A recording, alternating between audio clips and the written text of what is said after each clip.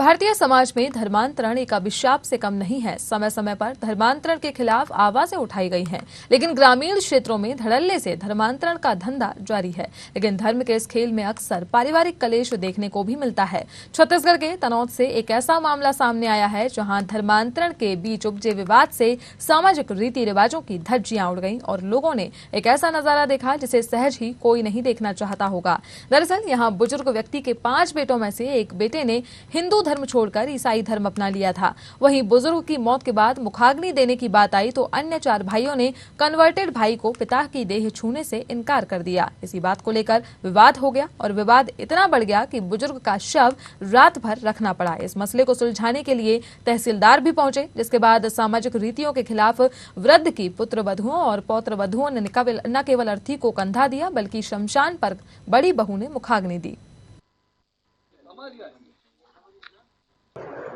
ग्राम तनौद में कल प्रातः एक 90 वर्षीय बुजुर्ग की मृत्यु हो गई थी।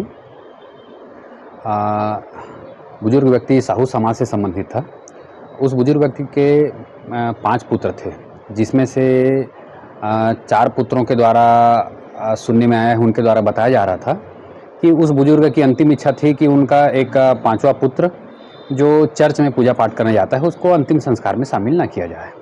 तो उसकी अंतिम इच्छा के अनुरूप उसको अंतिम संस्कार में जाने से घर वालों द्वारा मना किया जा रहा था और वह व्यक्ति अंतिम संस्कार में शामिल होना चाहता था। आपस में विवाद की स्थिति निर्मित हो गई थी, जिसकी वजह से कल दिन भर अंतिम संस्कार नहीं हो पाया। थाना शिवनारायण के थानेदार महोदय और मेरे द्वारा देर रात तक के दोनों पक्षों को समझाइश दी गई थी कि शांतिपूर्वक सभी एक साथ अंतिम संस्कार कर लेने करके, किंतु विवाद की स्थिति निर्मित थी। आज प्रातः